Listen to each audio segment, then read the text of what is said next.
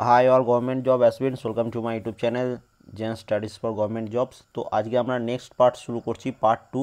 এবং আগের দিন 29 পর্যন্ত কোশ্চেন আমরা ডিসকাস করেছিলাম। আজকে 30 থেকে কোশ্চেন নম্বর আমি ডিসকাস শুরু করব। এবং এটাও WBSI 2005 সালের কোশ্চেন। ঠিক আছে, 2005 সালে কোশ্চেনের প্যাটার্নটা ছিল 75 জিকে এবং 25 ম্যাথ রিজনিং। ঠিক আছে, এই বছর তোমাদের যারা এসআই দিচ্ছ 50 জিকে, 25 ম্যাথ এবং 25 রিজনিং কোশ্চেন থাকবে। ঠিক আছে, ইন্টু 2 করে মার্কস, 200 মার্কসের এক্সাম হবে তোমাদের। ঠিক আছে, এবং 120 বা 130 প্লাস স্কোর করতে হবে তোমাদের, এটা যদি প্রিলিমস এক্সাম পাস করতে চাও। তো যারা ওয়েস্ট বেঙ্গল সাব ইন্সপেক্টর এবং কনস্টেবল মেন্সের জন্য প্রিপারেশন নিচ্ছ, ভিডিও ডেসক্রিপশনে দেখবে আমি অনেকগুলো প্লেলিস্ট বানিয়ে রেখেছি। এগুলো বিভিন্ন এক্সাম যেমন হয়েছিল, যখন এসআই হয়েছিল আগের বছর, তারপরে তোমাদের কনস্টেবলের যে মেন্স হয়েছিল অথবা কনস্টেবলের যে প্রিলিমস এক্সামগুলো হয়েছিল, তখন আমি কিছু প্র্যাকটিস সেট বানিয়ে দিয়েছিলাম, মানে জিকের প্র্যাকটিস সেট, এবং সেখান থেকে প্রচুর পরিমাণ প্রশ্ন কমনও এসেছিলো। তো তোমাদের যেটা করতে হবে, সেটা পরীক্ষা দিতে যাবার আগে এই ভিডিও ডিসক্রিপশনে যে প্লেলিস্টগুলো দেওয়া আছে সবগুলো কমপ্লিট করতে হবে। এবং তারপরে ওটা কমপ্লিট করে নেওয়ার পর যে আমি প্রতিদিন রাত 10টায় যে অনলাইন মক টেস্টটা নিই, সেখানে 1 থেকে 90 পর্যন্ত আমি মক টেস্ট এখনও প্রায় তোমার ধরে নাও 5000 plus GK general science complete হয়ে গেছে। তো সেইটা তোমাদের পরপর কমপ্লিট করে যেতে হবে পরীক্ষার আগে, কারণ আর বেশি দিন তোমাদের পরীক্ষা নেই যারা এসআই দিচ্ছ। তো অবশ্যই যেগুলো বললাম সেগুলো কমপ্লিট করে নিও। আজকের ফার্স্ট প্রশ্ন, কোনটি শেক্সপিয়ারের রচিত নয়? তো অপশনগুলো দেখো, হ্যামলেট এটাও শেক্সপিয়ার রচিত, এ মিডসামার নাইট ড্রিমস এটাও শেক্সপিয়ারের রচিত, অ্যাজ ইউ লাইক ইট এটাও শেক্সপিয়ারের রচিত। যেটা নয় সেটা হচ্ছে সিজার ক্লিওপেট্রা। অপশন সি হচ্ছে এটার অ্যান্সার। এবং আরেকটা বলে রাখি, যারা এসআই দিচ্ছ, ভিডিও ডেসক্রিপশনে তোমাদের এসআইয়ের আমি একটা সিলেবাস অ্যানালাইসিস বানিয়ে দিয়েছিলাম, যে কোন কোন জায়গা থেকে এসআইয়ের পরীক্ষায় প্রশ্ন আসছে। তো অবশ্যই সেটা একটু দেখে নেবে। ঠিক আছে, সেটাও ভিডিও ডেসক্রিপশনে আমি দিয়ে রাখবো।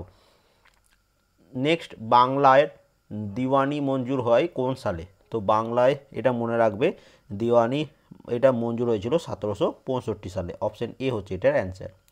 রাওয়ালপিন্ডি এক্সপ্রেস কোন ক্রিকেট খেলোয়াড়কে বলা হয়? তো এটা বলা হয় যে তোমাদের স্ট্যাটিক জিকে হিসাবে এসেছিল তখন। তো এটা অ্যান্সার হচ্ছে শোয়েব আখতারকে। এবার দেখো, জিওগ্রাফি থেকে প্রশ্ন এসেছিল, ডেকান ট্র্যাপ অঞ্চল একটি কি? তো এটা মনে রাখবে, ডেকান ট্র্যাপ এই অঞ্চলটি একটি হচ্ছে লাভা গঠিত মালভূমি। অপশন বি হচ্ছে এটার অ্যান্সার। উপদ্বীপীয় ভারতের পশ্চিম উপকূলে কি হয়? তো উপদ্বীপীয় ভারতের পশ্চিম উপকূলে যেটি হয় সেটা হচ্ছে শৈলক্ষেপ বৃষ্টি। অপশন সি হবে এখানে এটার অ্যান্সার।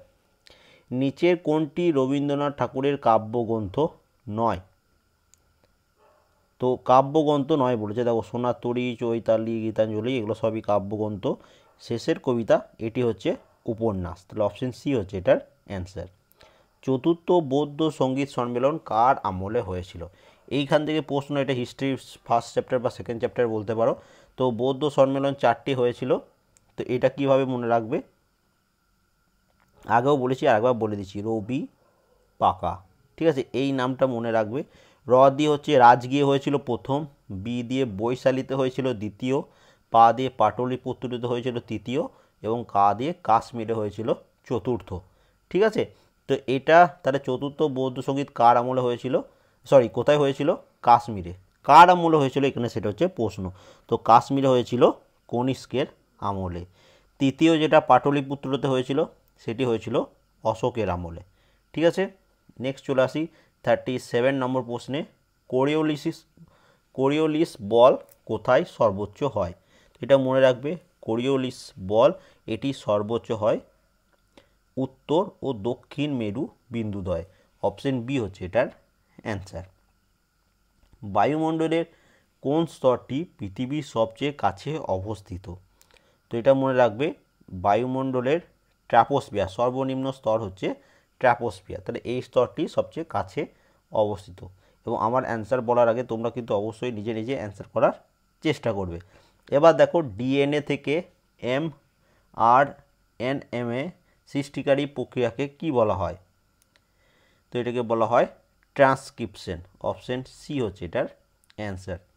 নিম্নলিখিত কোনটি নিউক্লিয় প্রোটিন? এগুলোর মধ্যে কোনটি হচ্ছে নিউক্লিয় প্রোটিন?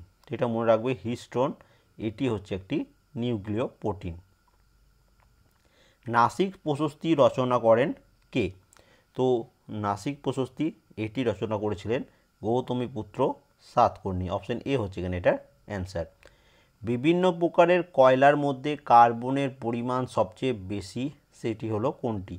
তো দেখো কার্বনের পরিমাণ সবথেকে বেশি যেটা থাকে সেটা হচ্ছে অ্যানথ্রাসাইট। সরি এখানে একটু স্পেলিংটা মিস্টেক আছে, অ্যানথ্রাসাইট হবে, ঠিক আছে, থয়রা ফেলা হবে এখানে। তো অ্যানথ্রাসাইট কয়লাতে সবচেয়ে বেশি পরিমাণ কার্বন থাকে। যত দূরে যায়, কাল মধুমাস, জারে কাগজে নৌকা ইত্যাদি কে লিখেছেন? এইগুলো কে লিখেছেন? তো খুব ইম্পর্ট্যান্ট প্রশ্ন। তো এইগুলো লিখেছেন মনে রাখবে সুভাষ মুখোপাধ্যায়। অপশন ডি হচ্ছে এটার অ্যান্সার। এবার দেখো G4 দেশগুলি হলো কোনটি? তো G4 কান্ট্রি কোনটি হচ্ছে? ভারতবর্ষ, ব্রাজিল, জার্মানি এবং জাপান। তাহলে এখানে অ্যান্সার কী হচ্ছে? Option A. এবার দেখো নেক্সট প্রশ্ন কি বলেছে দেখো, রাষ্ট্রের নির্দেশমূলক নীতিগুলি স্থান পেয়েছে সংবিধানের কোন অংশে বা কোন পার্টে? তো নির্দেশমূলক নীতি directive principle of state policy, তো এটা কোন পার্টে আছে? তো 45 নম্বর প্রশ্ন, এটি মনে রাখবে এটি আছে চতুর্থ পার্টে, ঠিক আছে। অপশন সি হচ্ছে এটার অ্যান্সার। কালাজ্বর রোগের সংক্রমণ ঘটায় কোন মাছি? এইটা অনেকগুলো পরীক্ষায় রিপিট হয়েছে, ঠিক আছে। তো অবশ্যই এটা তোমরা অ্যান্সার করার চেষ্টা করবে, ঠিক আছে। তো এটার অ্যান্সার আমি বলেও দিচ্ছি, আমার অ্যান্সার করার আগে যেন তোমরা নিজেরা অ্যান্সার করে নিও। তো এটি অ্যান্সার হচ্ছে স্যান্ড ফ্লাই বা স্যান্ড মাছি। অপশন এ হচ্ছে এটার অ্যান্সার। পরীক্ষাগারে প্রথম সংশ্লেষিত জৈব যৌগটি হলো কোনটি? তো পরীক্ষাগারে প্রথম সংশ্লেষিত জৈব যৌগটি হচ্ছে ইউরিয়া। অপশন বি হচ্ছে এটার অ্যান্সার। এখানে দেখো অমিতদের বৈঠকখানায় ঠাকুরদার পুরনো তৈলচিত্রটি কালচে হয়ে গেছে, কারণ হলো ঘরের বাতাসে কোনটির উপস্থিতি? তো এটা মনে রাখবে ঘরের বাতাসে হাইড্রোজেন সালফাইড H2S, হাইড্রোজেন সালফাইডের উপস্থিতির জন্য H2S এর উপস্থিতির জন্য তৈলচিত্র কালচে রং হয়েছে। H2S বেশিরভাগ অপশানে থাকে, তো হাইড্রোজেন সালফাইড এটা মনে রাখবে। একটি ডাক্তারি থার্মোমিটার কেমন হওয়া দরকার? তো মনে রাখবে একটি ডাক্তারি থার্মোমিটার হচ্ছে গরিষ্ঠ থার্মোমিটার। অপশন এ হচ্ছে এটার অ্যান্সার। কোন ছায়াছবিটি ঋতুপর্ণ ঘোষের পরিচালিত নয়? এগুলোর মধ্যে কোনটি ঋতুপর্ণ ঘোষের পরিচালিত নয়? তো আবার অরণ্য, এটি ঋতুপর্ণ ঘোষের পরিচালিত নয়। হার্টজ একক হলো কোনটির? তো এটা তোমরা খুব ইজিলি পারবে, এটা তোমাদের জন্য প্রশ্ন রইল। হার্টজ এগুলোর মধ্যে কোনটির একক? কম্পাঙ্ক, বেগ, দ্রুতি, ত্বরণ, ঠিক আছে। এটা তোমরা কমেন্ট করে জানাবে। পণ্ডিত বিরজু মহারাজ কোন ধরনের নাচের শিল্পী? তো এইরকম ধরনের কোন ফেমাস পার্সন যারা আছেন তারা কোন ফিল্ডের সাথে যুক্ত, এরকম সেপারেট ভিডিও আমি তোমাদের একটা বানিয়ে দিয়েছিলাম, অবশ্যই এগুলো একটু তোমরা দেখে নেবে স্ট্যাটিক জিকের ক্লাসগুলোতে। সেটারও প্লেলিস্টে আমি ভিডিও ডেসক্রিপশনে লিঙ্ক দিয়ে রাখবো। তো যারা নতুন আছো তারা অবশ্যই স্ট্যাটিক জিকের প্লেলিস্টে অবশ্যই দেখবে 15 ধরনের স্ট্যাটিক জিকে করানো আছে এখনও পর্যন্ত, তো সেগুলো অবশ্যই একটু চোখ বুলিয়ে নেবে। তো এটা অ্যান্সার হচ্ছে কথক। অপশন এ হচ্ছে এটার answer. Netaji Subhas Chandra Bose the forgotten hero চলচ্চিত্রের পরিচালক কে? তো এই প্রশ্নটা অনেকগুলো পরীক্ষায় রিপিট হয়েছে, ঠিক আছে, তো অনেকবার রিপিট হয়েছে। তো তোমরা এটা অ্যান্সার করো। তো এটা অ্যান্সার কী হচ্ছে? স্যাম বেনেগাল। তিনি Netaji Subhas Chandra Bose the forgotten hero চলচ্চিত্রের পরিচালক ছিলেন। বায়োডাইভার্সিটিকে বিশেষ গুরুত্ব দিতে হবে নিম্নলিখিত কোন বিষয়ে কারণে? তো 54 নম্বর প্রশ্ন, এখানে এটার কি অ্যান্সার হচ্ছে যে বায়োডাইভার্সিটি, এটা অ্যান্সার হচ্ছে অপশন ডি, বৈজ্ঞানিক পাঠের জন্য। অপশন ডি হচ্ছে এটা এখানে অ্যান্সার। এবং এর সাথে এটা একটু মনে রাখবে, এসআইয়ের পরীক্ষা তোমরা যারা দিচ্ছ বা প্রথমবার যারা দিচ্ছ তোমাদের বলে রাখি যে এসআইয়ের পরীক্ষাতে দেখবে স্ট্যাটিক জিকে সব থেকে বেশি আসছে, ঠিক আছে, এবং খুব ইজি ধরনের, কিন্তু জাস্ট তোমাকে স্ট্যাটিক জিকেটা একটু বেশি পড়তে হবে। এবার স্ট্যাটিক জিকে কী কী সেটা না জানা তাহলে কিন্তু খুব অসুবিধা। তাহলে অবশ্যই প্রিভিয়াস ইয়ারে যতগুলো পরীক্ষা হয়েছে, ওয়েস্ট বেঙ্গল সাব ইন্সপেক্টর হোক, কনস্টেবল হোক, লেডি কনস্টেবল হোক, এক্সাইজ কনস্টেবল হোক, সব কিন্তু তোমাকে দেখে নিতে হবে। এবং তাহলেই তোমার একটা ডাউট ক্লিয়ার হয়ে যাবে যে স্ট্যাটিক জিকেগুলো কী কী বা কোন কোন ফিল্ড থেকে আসছে। আমি সেটাই তোমাদের সেপারেটভাবে বানিয়ে দিয়েছিলাম। তো যারা দেখোনি অবশ্যই এসআইয়ের যে সিলেবাসটা, সেই সিলেবাসটা অবশ্যই একবার চোখ বুলিয়ে নেবে। এবার দেখো 55 নম্বর প্রশ্ন কি বলেছে যে রণথম্বর ব্যাঘ্র প্রকল্প কোন রাজ্যে অবস্থিত? তো রণথম্বর ব্যাঘ্র প্রকল্প এটি কোন রাজ্যে অবস্থিত? তো এটা মনে রাখবে, এটি হচ্ছে রাজস্থানে অবস্থিত। তাহলে এটা অ্যান্সার কী হচ্ছে? Option A. এর সাথে মনে রাখবে মানস ন্যাশনাল পার্ক যেটা আসামে অবস্থিত, সরিস্কা টাইগার রিজার্ভ যেটা রাজস্থানে অবস্থিত, রবীন্দ্রনাথ ঠাকুরের লেখা শেষ উপন্যাস হলো কোনটি? তো দেখো রবীন্দ্রনাথ ঠাকুরের লেখা শেষ উপন্যাস নয়, রবীন্দ্রনাথ ঠাকুরের উপন্যাস হলো কোনটি? তো এই প্রশ্নটা একটু কনফিউজিং প্রশ্ন দিয়েছে। দেখো এখানে অপশন এ এবং অপশন বি, গোড়া এবং শেষের কবিতা, এই দুটি হচ্ছে উপন্যাস। তাহলে অ্যান্সার অনুযায়ী দুটোই অ্যান্সার হওয়ার কথা। তো পুলিশ কোনটা অ্যান্সার নিয়েছে সেটা ঠিক বোঝা যাবে না, বাট তোমরা দুটোই মনে রাখবে। তখনকার দিনে অতটা স্ট্যান্ডার্ড কোশ্চেন ছিল না, তো তখনকার দিনে অত ভুল ভ্রান্তিও কেউ দেখতো না, কিন্তু এখন তোমাদের কোশ্চেনের স্ট্যান্ডার্ড একটু বাড়ছে, তো তোমাদের এটা কিন্তু একটু স্ট্যান্ডার্ড প্রশ্ন হবে এবছর, ঠিক আছে।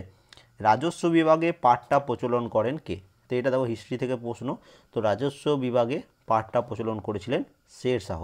অপশন সি হচ্ছে এটার অ্যান্সার। তো দেখো আজকে এই 30 থেকে 57 পর্যন্ত কোশ্চেন আজকে আমরা ডিসকাস করলাম। তো বাকি প্রশ্নগুলো পরের দিন, এবং তার সাথে আর কয়েকটা প্রশ্ন আছে 2005 সালে, এবং তারপরে 2006 সালের প্রশ্ন আমরা একসাথে স্টার্ট করে দেবো। প্রত্যেক দিন আমরা 30টা করে জিকে করার চেষ্টা করছি। তো কেমন লাগলো অবশ্যই কমেন্ট করে জানাবে। এটারও পিডিএফ আমি আমাদের টেলিগ্রাম চ্যানেল অথবা আমাদের ওয়েবসাইট দু জায়গাতেই পোস্ট করে দেবো। এই ভিডিও ডেসক্রিপশনে দুটোরই লিঙ্ক পেয়ে যাবে তোমরা। আমাদের টেলিগ্রাম চ্যানেল থেকে ডাইরেক্ট পিডিএফটা পেয়ে যাবে, অথবা ভিডিও ডেসক্রিপশনে থেকে একটা লিঙ্ক দেওয়া আছে আমাদের ওয়েবসাইটে, সেখান থেকেও তোমরা ডাউনলোড করে নিতে পারো পিডিএফটা। যদি ভিডিওটি ভালো লেগে থাকে অবশ্যই লাইক করে নেবে, যারা নতুন আছো চ্যানেলে ভিডিওগুলো যদি ভালো লেগে থাকে অবশ্যই সাবস্ক্রাইব করে নেবে, এবং সবাইকে একটা রিকোয়েস্ট অবশ্যই ভিডিওটা একটু বন্ধুদের সাথে শেয়ার করে নেবে। And thank you for coming.